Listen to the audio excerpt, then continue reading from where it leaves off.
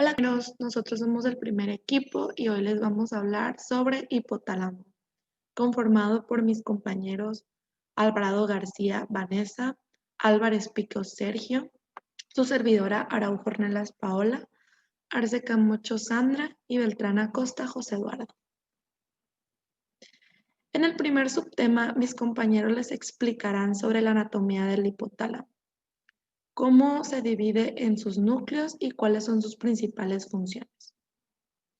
Hablaremos también de la importancia del sistema activador ascendente, sus funciones y componentes. También tocaremos el tema de la formación reticular, cómo se componen, en qué neuronas, qué formas tienen y cómo se pueden dividir. En el apartado de telencéfalo abarcaremos lo que son los conocimientos de los hemisferios cerebrales, así como también su división en lóbulos. En el aprendizaje de la memoria y también de las alteraciones psiquiátricas relacionadas con el sistema límbico. En la anatomía del hipotálamo vamos a encontrar que el hipotálamo es la parte del diencéfalo que se extiende desde la región del quiasma óptico hasta el borde caudal de los cuerpos mamilares. Este se va a situar justo por debajo del tálamo y va a formar el suelo y la parte inferior de las paredes laterales del tercer ventrículo. Es la porción basal y piso del diencéfalo y se relaciona con diferentes estructuras. De adelante hacia atrás vamos a encontrar la relación con la neurohipófisis, el infundíbulo de la neurohipófisis, el quiasma óptico, el tracto óptico, el área preóptica, el tuberus cinereum, y en su parte más posterior se va a relacionar con el cuerpo mamilar. El hipotálamo está formado por grupos de células que no están muy separadas entre sí, que juntos van a formar la estructura del hipotálamo como la conocemos. Y a estos grupos celulares los denominaremos núcleos. En la zona medial vamos a encontrar al núcleo preóptico, al núcleo anterior, al núcleo supraquiasmático, al núcleo paraventricular, al núcleo dorsomedial, al ventromedial, al núcleo infundibular o arcuato y al núcleo posterior. En la zona lateral vamos a encontrar al núcleo preóptico, al núcleo supraquiasmático, al núcleo supraóptico, al núcleo lateral, al núcleo tuberomamilar y al núcleo tuberal lateral. Cada uno va a tener distintas funciones que les vamos a explicar conforme pase la exposición.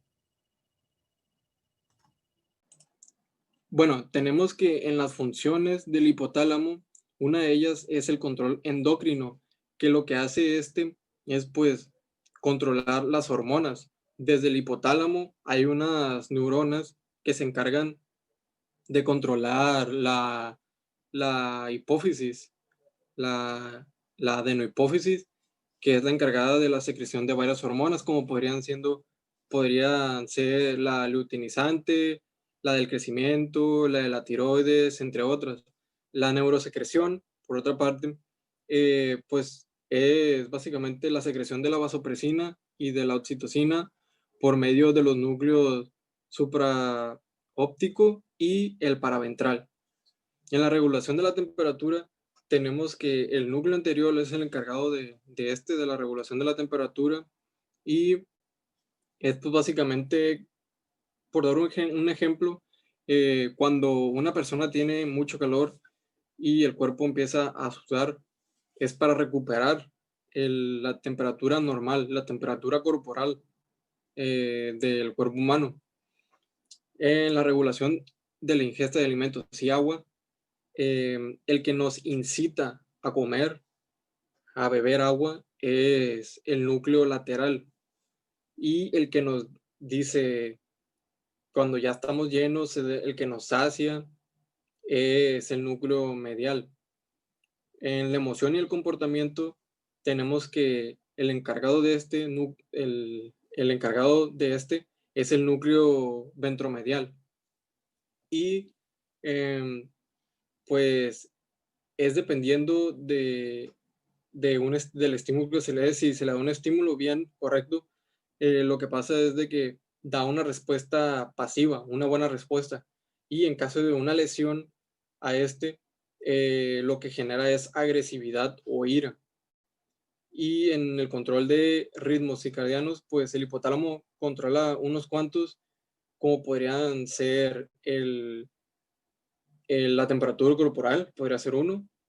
Otro sería el estar despierto durante el día y el sueño en la noche o el dormir en la noche.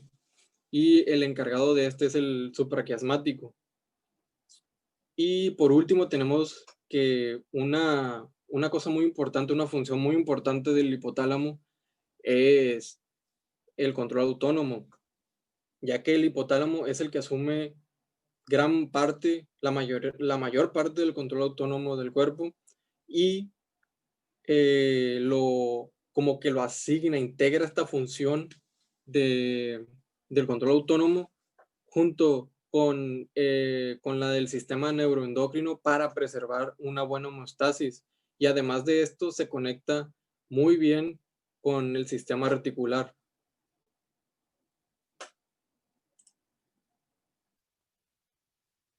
La formación reticular consiste en grupos celulares ubicados en la porción central del tronco encefálico, que constituyen un sistema difuso de neuronas con axones ampliamente ramificados que transcurren a través del mesencéfalo, la protuberancia anular y el bulbo raquídeo.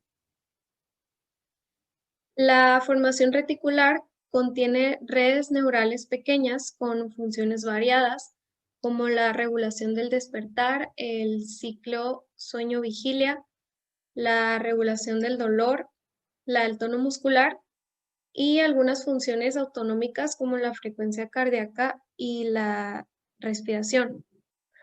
A este sistema de redes neurales se le conoce como sistema reticular activador ascendente. El sistema reticular activador ascendente o SARA tiene como función principal el mantenimiento del estado de alerta. Está formado por varios circuitos que conectan la parte dorsal del mesencéfalo posterior y anterior del puente troncoencefálico. Estos circuitos se dirigen hacia la corteza cerebral por medio de diferentes vías que proyectan a través del tálamo y del hipotálamo. La vía talámica, que se puede ver en la imagen representada con flechas de color azul, se origina en grupos celulares colinérgicos en el tegmento pontino. Es un componente importante de los impulsos que llegan para hacer relevo en el núcleo reticular del tálamo. Estos impulsos facilitan la transmisión tálamo-cortical. La segunda vía que activa la corteza cerebral, que se ve representada en la imagen con flechas de color rojo, sus impulsos se originan en neuronas de grupos de células monoaminérgicas, que se incluye el núcleo tuberomamilar que contiene histamina, el área tegmental ventral que contiene dopamina, los núcleos del RAFE que contienen serotonina y el locus coeruleus que contiene noradrenalina.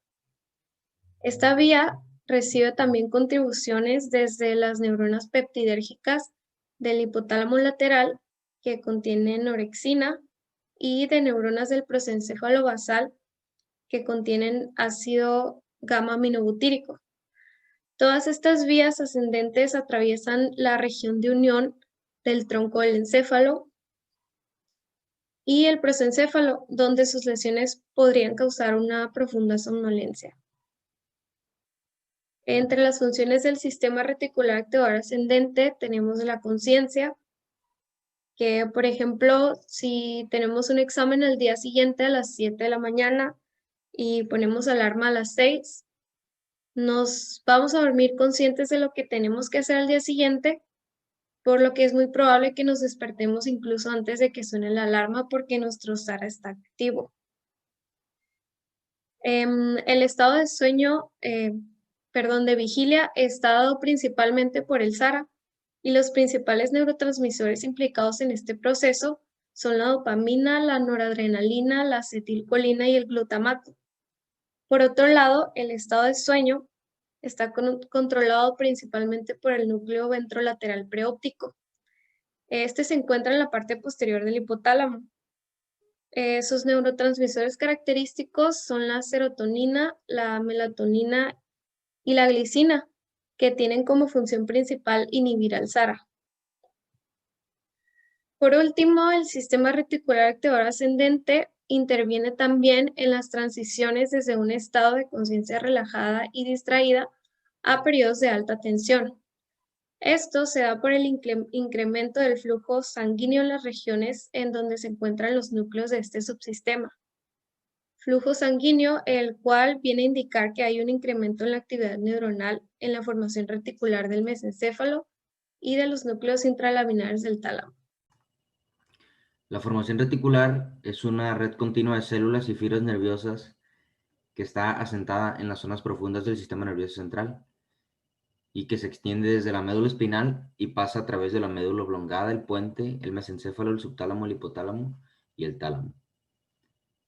De acuerdo a su localización, podemos dividir a la formación reticular en 3 columnas. La más lateral, que contiene neuronas de tamaño intermedio, la columna medial, que contiene neuronas de tamaño más grande que todas, y la columna mediana, que se encuentra en el plano mediano, que va a contener neuronas de tamaño más pequeño que todas. Estas neuronas se pueden conectar con las interneuronas de la médula espinal y superiormente se conectan con las neuronas de la corteza cerebral para así poder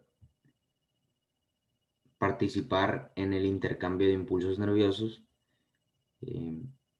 y pues interferir en las acciones nerviosas que regulen los mecanismos de homeostasis. De acuerdo al neurotransmisor que sinteticen, encontraremos a las neuronas monoaminérgicas de la formación reticular que van a sintetizar dopamina, noradrenalina y serotonina. Las vamos a dividir en las vías respectivamente, y en las vías de la dopamina encontraremos 3 sistemas. El sistema neuroestriado, que está compuesto por neuronas del cuerpo estriado y de la sustancia negra.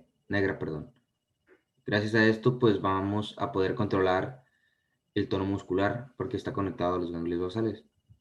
El sistema arterioinfundibular está localizado desde y hasta el hipotálamo y se conecta con la eminencia media. Este sistema es el encargado de regular el sistema porta hipofisiario a través del tallo hipofisiario y de las hormonas liberadoras hipotalámicas.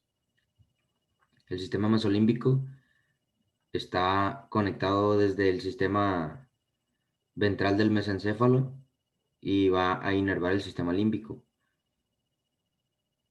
También va a inervar el hipocampo y la corteza prefrontal. Va a actuar regulando las respuestas conductuales, en especial la motivación y la emoción. Como sabemos, este sistema es el encargado de la respuesta de recompensa, y este sistema es el culpable de las adicciones a las drogas, ya que estimula el sistema de emoción y de la motivación para poder así tener un estado de euforia al consumir estimulantes y necesitar cada vez más estímulo y más cantidad de droga o de algún estimulante para poder obtener la misma reacción. En las vías de la noradrenalina encontraremos a las neuronas noradrenérgicas, que van a provenir del bulbo raquídeo y de la protuberancia anular. Se van a proyectar hasta la médula espinal, donde ahí van a poder influir en el sistema cardiovascular y en algunas otras funciones autonómicas.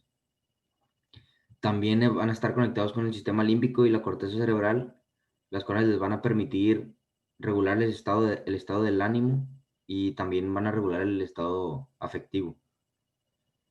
Los fármacos que inhiben la noradrenalina o las vías de la noradrenalina van a poder crear un estado de depresión y de y de euforia en caso contrario, en caso de exceso. En las vías de la serotonina encontraremos a las neuronas serotoninérgicas. Estas pues van a provenir del núcleo del rafe espinal y se van a localizar justo en la línea media del tronco encefálico. Como sabemos, la acción de la serotonina, las neuronas van a tener la misma acción, es decir, van a controlar el talante, la alimentación, la memoria, las capacidades cognitivas y van a disminuir la depresión. La concentración baja de serotonina en infantes está relacionada con el síndrome de muerte súbita infantil o la muerte de cuna. Y pues va a estar relacionado con los niveles bajos de serotonina. Las proyecciones aferentes de la médula espinal van a provenir de muchas partes.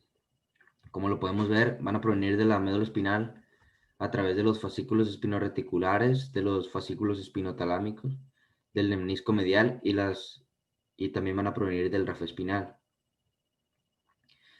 Estos fascículos van a estar encargados de el mecanismo excitatorio o inhibitorio de los estímulos de la formación reticular y van a también poder tener acción en los mecanismos de regulación postural. La formación reticular también se conecta con los núcleos de los pares craneales, por ejemplo, el octavo par y el segundo, para poder así ayudar en la conducción del estímulo de estos nervios. Van a provenir las fibras también del cerebelo a través de la vía cerebelo reticular y también del área subtalámica, del área talámica, del área hipotalámica y del cuerpo estriado y del sistema límbico. La formación reticular va a tener una acción de compuerta, de regulación de los estímulos, ya que gracias a su localización puede ayudar a mejorar o inhibir la conducción del estímulo nervioso y va a poder también regular el mecanismo de dolor y la modulación de este. Las proyecciones eferentes de la formación reticular se van a dirigir hacia el tallo cerebral, hacia la médula espinal, a través del fascículo retículo medular y los fascículos retículo espinales. Y estos fascículos van a tener acción en los estímulos nociceptivos y los estímulos térmicos, que van a conducir la formación reticular hacia la médula espinal. Se van a dirigir también hacia el cuerpo estriado, el cerebelo, el núcleo rojo, la sustancia negra, y hacia los núcleos talámicos, subtalámicos e hipotalámicos. Van a dirigir respuestas de el equilibrio, el tono muscular y la postura también. Y se van a dirigir también hacia los núcleos de los pares craneales, como lo son el nervio trigémino, el octavo par craneal, el vestíbulo coclear y hacia el vago también. Las funciones de la formación reticular son el sistema activador reticular ascendente, que va a tener influencia en la regulación del sueño y la vigilia. También va a tener acción en el control de las sensaciones somáticas, ya que gracias a su localización en los planos profundos del sistema nervioso central, puede tener una acción de compuerta para poder así ayudar o inhibir la conducción de los estímulos nerviosos. Por eso se le llama mecanismo de compuerta del dolor. Controla el sistema nervioso autónomo, ya que gracias a los fascículos que están conectados y que llegan a él, como lo son el retículo medular y el retículo espinal, ejercen mayor control del sistema nervioso autónomo y del hipotálamo y pues de otros núcleos corticales que también descienden desde la eferencia simpática y de la parasimpática. Controla el sistema nervioso endocrino, ya que gracias a su conexión con el hipotálamo y con los núcleos hipotalámicos, la formación reticular puede influir en la síntesis y liberación de factores liberadores y hormonas para controlar algunas estructuras como lo son la hipófisis. Regula también el reloj biológico porque gracias a sus vías eferentes y aferentes conectados con el hipotálamo puede regular los ritmos biológicos y secretar algunas hormonas que ayuden en este.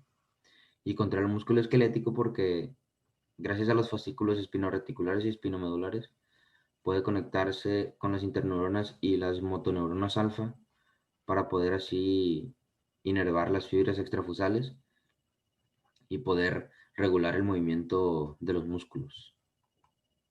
Y hoy les voy a hablar sobre telencéfalo, que es uno de los subtemas más importantes de hipotálamo. Hablando sobre telencéfalo, nos estamos refiriendo literalmente a lo que son los hemisferios cerebrales, ya que estos se desarrollan a partir del telencéfalo y conforman su mayor parte. El prosencéfalo, pues es la parte más rostral y se encuentra el diencéfalo y el telencéfalo. Entre sus funciones tenemos el control de la temperatura corporal, sus funciones reproductoras, la alimentación, el sueño, el estado afectivo y las funciones cognitivas. Cada una de estas funciones nos vamos a dar cuenta de dónde vienen más adelante. Como ya sabemos, tenemos dos hemisferios, uno derecho y otro izquierdo.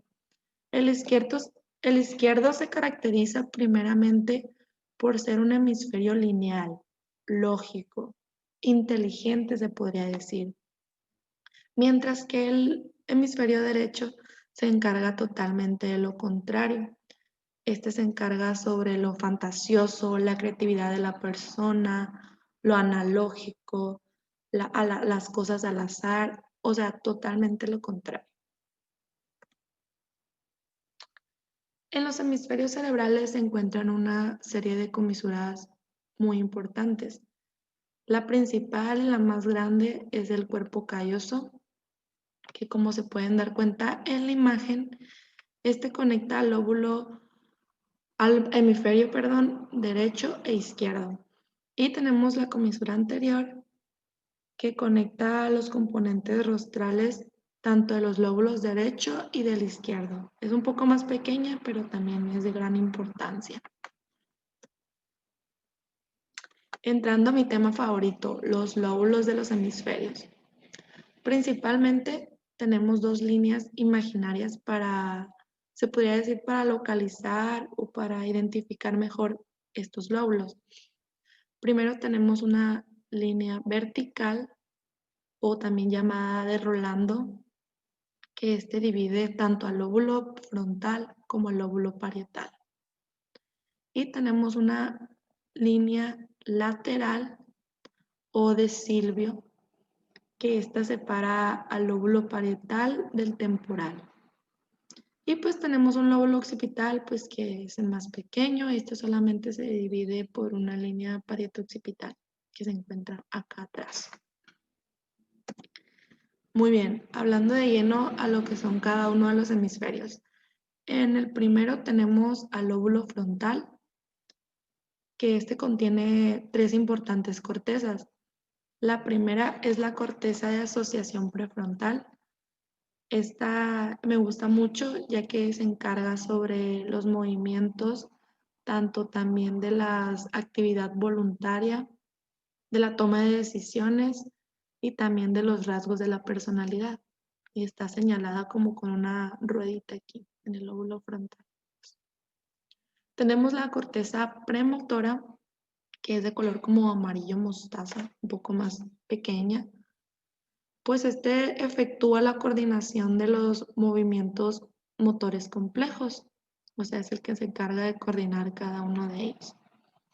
Y la corteza motora principal, como su propio nombre lo dice, es la que se encarga de la actividad voluntaria de los movimientos, que se encuentra aquí en color azul, como su propio nombre lo dice, motora primaria. Pasándonos al lóbulo parietal, igual tenemos tres áreas muy importantes. La primera es la corteza de asociación parietal temporal occipital. Como se pueden dar cuenta, esta es una combinación que integra tanto la información neural que aportan las experiencias tanto visuales como auditivas y también somáticas. Tenemos un área muy importante, área de Wernicke, que es de color aquí como un café oscuro.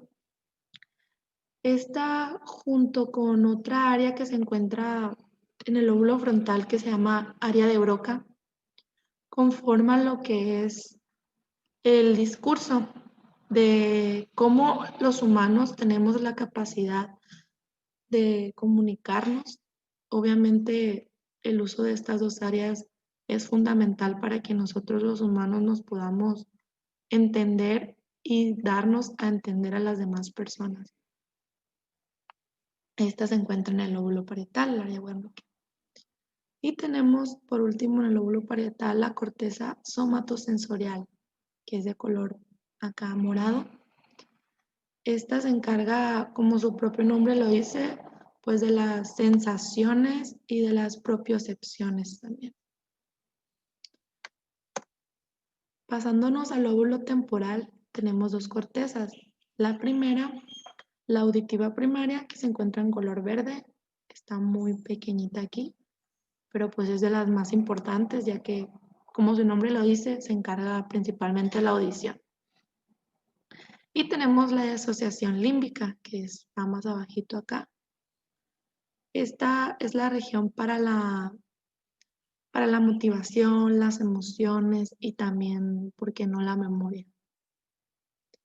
En el lóbulo occipital, pues es el más pequeño, pero no menos importante, ya que este contiene una de las áreas y cortezas que yo considero de las más importantes, como es la corteza visual primaria, que se encarga de del procesamiento de los estímulos visuales, y pues ocupa una pequeña área acá de atrás que está por detrás del surco parieto-occipital. Hablando de la estructura interna de cada uno de estos hemisferios, sabemos que tenemos ventrículos y yo les voy a hablar sobre los laterales. Hay dos ventrículos laterales. Estos, si mal recuerdan, tienen una cavidad en forma de C.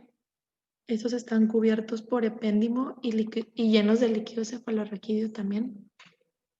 El ventrículo lateral se divide en el cuerpo y este se extiende hasta los cuernos anteriores, posteriores e inferiores.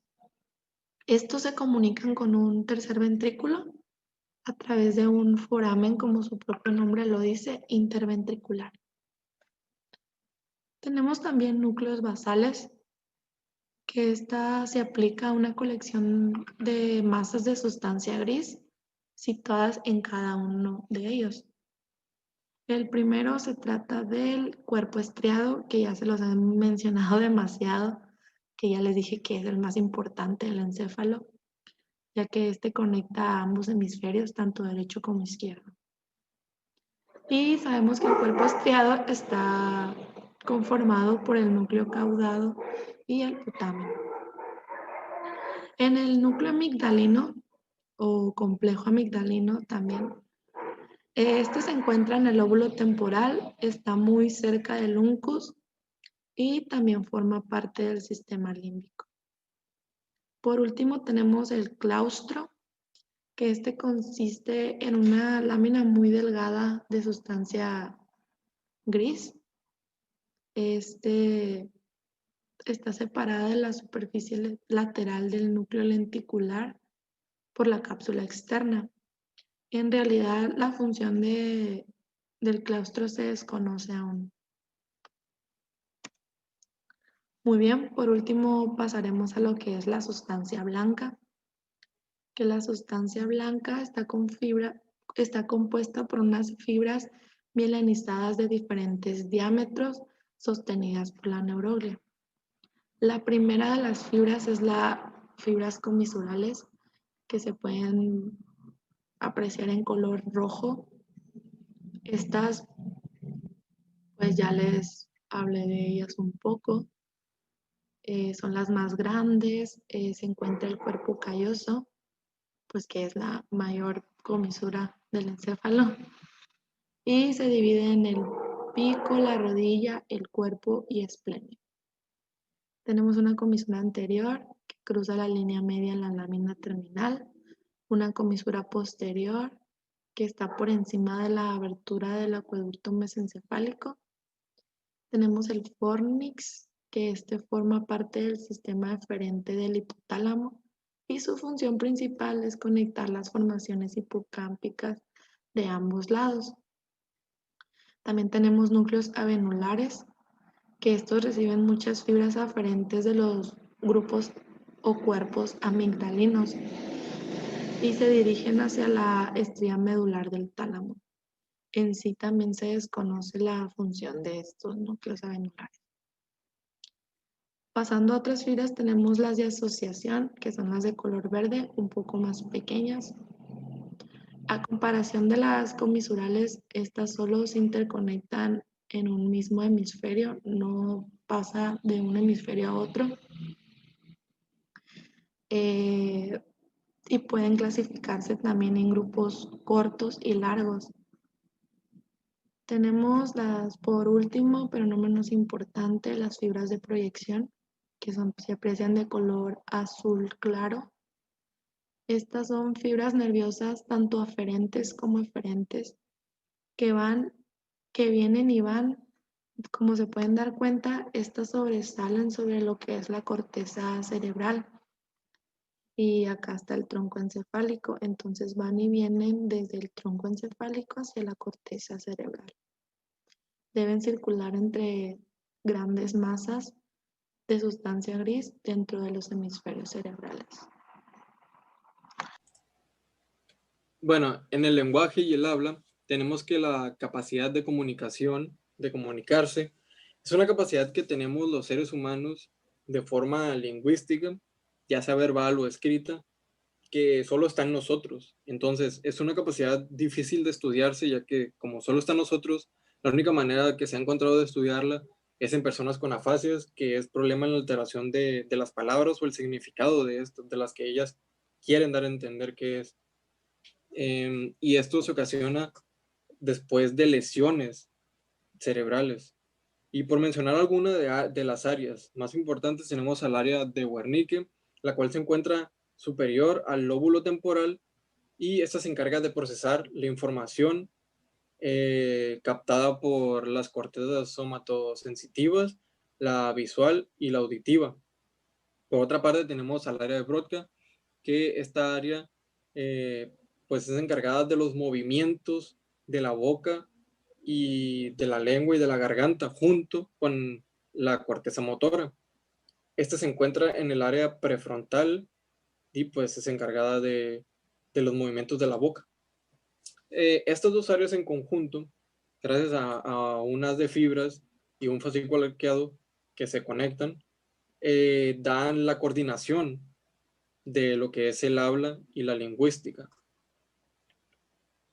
En el aprendizaje y la memoria, pues tenemos que la memoria es la capacidad que tiene el ser humano de lo que es retener información, almacenar información, y esta memoria se divide en dos, que es la corto plazo y a largo plazo. La corto plazo, pues como su nombre lo dice, es memoria que se mantiene solo unos momentos. Normalmente se da de entre segundos a horas. Y por dar un ejemplo, podría ser cuando memorizamos un número, lo memorizamos por la finalidad de marcar ese número. Entonces, lo vamos repitiendo, hasta que marcamos ese número. Y cuando marcamos ese número y empezamos la conversación, el número se va de nuestra mente. O sea, lo olvidamos, tal vez no completamente, pero ya no sabemos en sí el número. Y por otra parte, la memoria a largo plazo es una memoria que también se le llama memoria de trabajo, porque es una memoria con la que interactuamos mucho, diariamente. Por ejemplo, el apagar o encender la luz, con picarle al interruptor, es algo que hacemos literalmente diariamente. Entonces es algo que ya sabemos de que si le picamos de tal lado o si le bajamos el interruptor, se va a apagar la luz, y si le subimos al interruptor, se va a prender la luz. Esta memoria de largo plazo dura entre semanas hasta años y se divide en dos. Esta memoria tiene dos subtipos, que es la memoria declarativa o explícita, o la memoria no declarativa o no explícita. La memoria declarativa o explícita es más que nada por acontecimientos, es memoria por acontecimientos, como por ejemplo algún cumpleaños, algún acontecimiento personal importante, algún acontecimiento podría ser musical, que te haya gustado mucho, que recuerdes mucho. Y por otra parte, la declarativa es más como memoria inconsciente, por así decirlo. Es como que cosas que tú haces inconscientemente, como por ejemplo el manejar, de que a mí me ha tocado mucho escuchar que las personas dicen, no, yo cuando voy manejando pierdo la noción de que voy manejando, o sea, meto los cambios y ni me doy cuenta porque ya estoy acostumbrado. Eso es la memoria no declarativa. Y en la pérdida de la memoria, pues tenemos que la pérdida de la memoria se da más que nada por la edad, se va deteriorando la mente. Unas neuronas que tenemos allí, que se llaman neuronas colinérgicas, que requieren de acetilcolina, y también se puede dar por tanto por traumas cerebrales o ictus, epilepsias, Parkinson, Alzheimer, también por fármacos citotóxicos que se pueden llegar a dar en las quimioterapias. Es algo también que puede afectar a o sea, que ayuda a la pérdida de la memoria. Y en el aprendizaje, pues en el aprendizaje tenemos que el aprendizaje es como que la información que agarramos para adquirir nuevos conocimientos y valores, podrían ser también preferencias, habilidades, y algunos de las áreas más importantes en el aprendizaje. Principalmente tenemos a la corteza cerebral junto con algunas cortezas subcorticales que se hallan en lo profundo del lóbulo temporal, como podrían ser la amígdala y el hipocampo. Y estas áreas recurren a información de cortezas primarias, que entre ellas tenemos a la visual, a la auditiva y a la somatosensitiva y olfativa.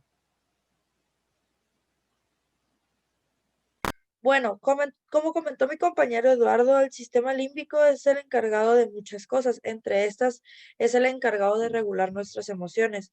Si llega a haber alguna estimulación o llega a haber alguna producción de alguna lesión en em, llega a haber alteraciones emocionales, y una de esas alteraciones son las psicológicas. Yo voy a hablarles de dos. La primera, que es los trastornos afectivos. ¿Qué son los trastornos afectivos? Estas enfermedades son caracterizadas por signos y síntomas asociados con una regulación anormal del estado de ánimo, que se denomina, como ya antes mencionado, trastornos afectivos. Estos trastornos afectivos se clasifican ampliamente como depresión mayor, que puede ser tan profunda como para provocar el suicidio, o el trastorno de bipolar, que antes era conocido como maníaco depresivo, porque había periodos muy largos donde muy largos de euforia, así de emoción, de intensidad, y de repente, pues, un estado de tristeza, un periodo un periodo de depresión. Podías pasar, eso podía durar tanto meses, podía durar semanas, podía durar días. Eh, para esta enfermedad, para esta alteración, no existe una cura, pero sí existe un tratamiento. Hay tratamientos muy eficaces para la depresión, que son los fármacos antidepresivos como los inhibidores de la monoaminoxidasa, entre otros más. Para seguir con la siguiente alteración tenemos la esquizofrenia. Esta es el desacoplamiento de los procesos de pensamiento y emociones. Esquizofrenia es el conjunto para un grupo de trastornos psicóticos que varían mucho en sus síntomas entre los individuos y se pueden manifestar de dos maneras. Una son los delirios, que son creencias falsas fijas, y las alucinaciones, que son percepciones en ausencia de un estímulo. Una persona que alucina con frecuencia suele oír o suele sentir que están agrediéndolo, que le están haciendo daño, que están hablando de él. Hasta puede sentir que le están, que están llegándolo a provocar. Entonces, a menudo es una naturaleza paranoide y esta es vinculada con disfunciones sociales. El inicio de estos síntomas normalmente, por lo general, ocurre en la edad adulta temprana, que informa pues de su prevalencia para toda la vida. Como les dije, pues esto no tiene cura, pero pues sí tiene un tratamiento también. Y aunque para esta no se le conoce una causa exacta, por lo general se encuentra en pacientes con un aumento en la actividad de la dopamina en la vía mesolímbica del encéfalo. Y como comentó mi compañero Vinicio, el sistema mesolímbico actúa regulando pues las respuestas conductuales, en especial la motivación y la emoción. Y pues ya con todo esto, nosotros llegamos pues a la conclusión de que el hipotálamo es la parte del diencéfalo que se encuentra abajo del tálamo y por delante de los cuerpos mamilares. Este está compuesto por grupos neuronales denominados núcleos. Estos regulan funciones autónomas como la temperatura, la función endocrina, la vigilia, el sueño y funciones somáticas como el control motor.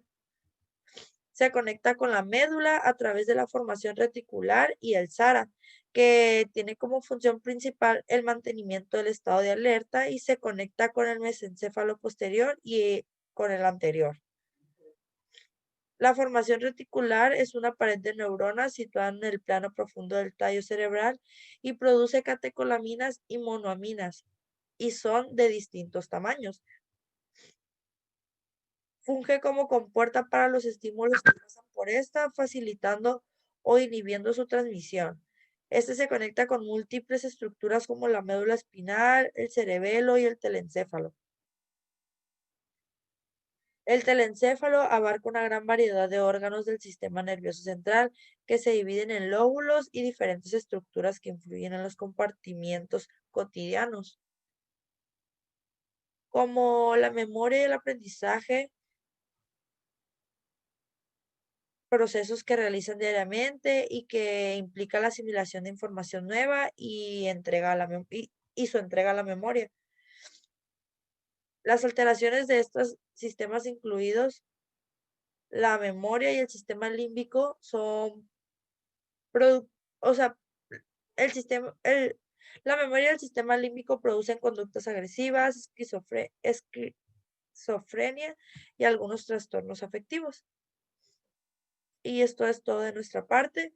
Esperamos les haya gustado y pues les damos las gracias por su atención.